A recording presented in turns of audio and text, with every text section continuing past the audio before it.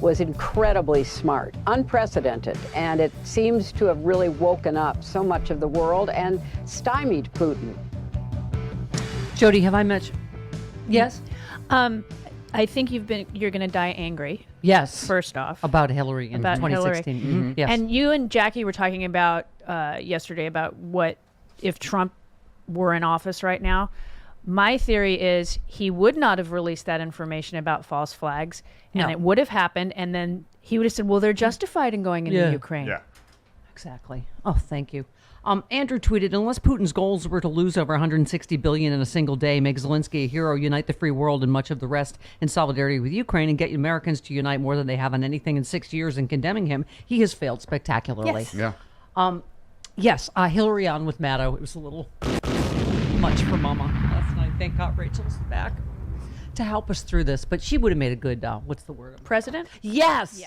I don't know how else to express my disdain for the way the media has covered the Biden administration. Because you've seen his approval ratings are in the high 30s pretty much. Which is ridiculous. Yeah. I mean, it is provably the most successful first year of any presidency ever. Right. I mean, we've never created this many jobs. Right. 7 million jobs. Unemployment is, what is it? 4%? I think it's 3.9 still, Our isn't it? GDP. Slow. He has got, I mean, we are, and then what he's just accomplished with this whole Ukraine crisis. It is astounding to me, but this is in a striking sign of how deep partisanship continues to run in the U.S. Just 3% of Trump voters are willing to say that Biden is doing a better job leading this country than Putin. Nearly half of Trump voters say Putin is doing a better job than Biden, even as Russia's economy threatens to collapse under the weight of crippling economic sanctions. And our economy is the best it's been in however many years because of Joe Biden. But this is... Jody, this is what I don't know what your thoughts are going into the midterms and just, the State of the Union tonight, that it is astounding to me that's how deep the Biden hatred or whatever you want to call it, just, Well, the GDP the last quarter of last year, they revised up again to 7.1% or something, which is insane. I mean, that growth. More Trump voters express an unfavorable opinion of Biden, 95%, than of Putin, just 78%. I mean, this is what, okay. Americans also tend to agree on how the administration should be responding. So that's the other thing that doesn't make sense in polling. Mm-hmm. He's doing all of those things, but then it just gets down to this tribal, do you like Biden? No. Oh, no. Trump's still president. It's just, well, if Trump is still what president, does Biden have to do? Right. And if Trump is still president, I don't understand that disconnect either. If he's Yeah. still president, then you should like fault? what's happening. Or I don't Yeah. get the cognitive logic dissonance does not is work. strong. Yeah, a clear majority of Americans agree with Biden's view not to send U.S. troops into Ukraine. Even more, 62% want to see the U.S. continue to take action in response to the invasion, sanctions, exactly what he's doing. Yet, in spite of this consensus, just a third of Americans say they approve of how Biden is handling the situation with Russia and Ukraine. That's roughly in line with his overall approval ratings. Partisanship largely explains the gap between agreement with Biden's actions and approval of his leadership. Nearly 9 in 10 Trump voters say they disapprove of how Biden is handling Russia and Ukraine. I mean, it's... Jody, I don't know how... by the way, I have... made progress in that I have stopped watching Bill Maher. Good girl. I stopped watching him a while ago. Yeah. Listen, I still watch Chuck Todd because I'm an MSNBC girl and I'm a Tim Russert girl, and it's been programmed like that in my DVR forever. Tim Russert is gone. He hasn't hosted the show for I know. a decade At now. least, yeah. But Travis, been a it's while. like we feel like we have to see, because you have to understand that approval rating. You have to see to some degree how things are being covered in other places. Fox News, I used to watch this so you didn't have to. Now I make Travis do it so I don't have to. But I just watch clips. But that's why I feel like, Meet the Press is supposed to be a more general show to just... But it does make you understand why Biden's approval ratings are what they are. Mm-hmm. Because everything is covered as, Democrats in disarray, what Biden is doing wrong. The economy is doing very, very well. Yeah. Very well. But anyway, here's my point. I see clips or headlines. Apparently, Bill Maher is saying we should be gracious toward Trump voters. No. I'm like, yeah. No. Right. No.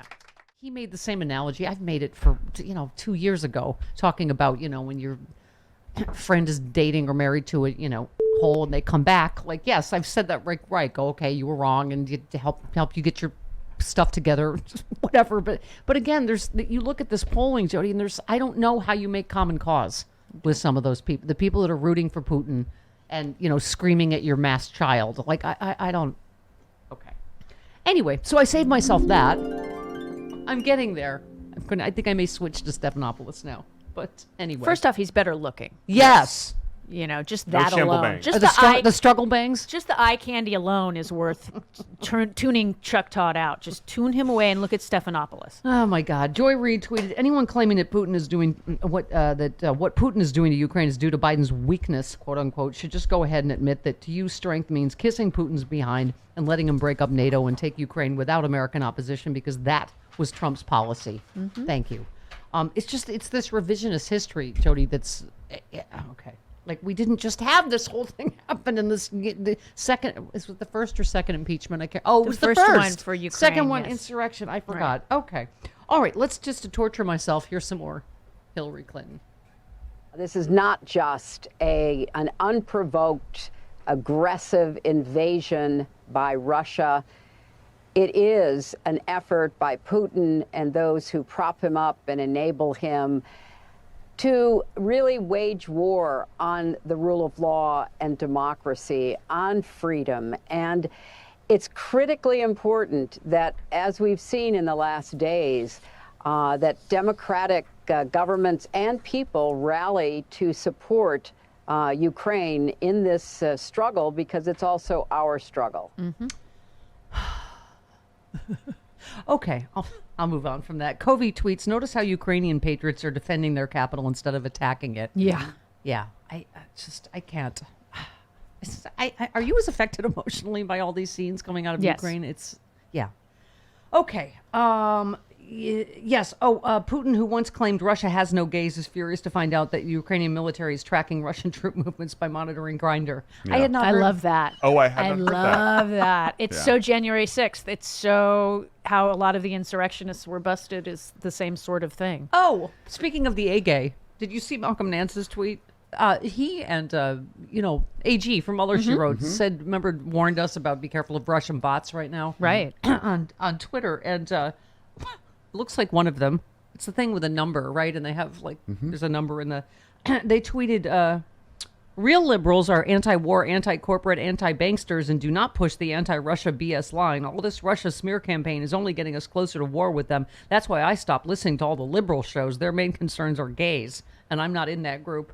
And Malcolm just tweeted, new bot, good example of a newly retasked subversive liberal bot. 6 followers, only 11 other tweets, all anti-Hillary, pro-Bernie, before 6/22/2016. Then boom, this long, inherently pro-Russia and gay tweet. Check the 3 porn followers. It seems that the FSB listens to the Stephanie Miller Show. We see you. Yeah. We see you, bots. Okay, skip to one more. Hillary talking about Zelensky.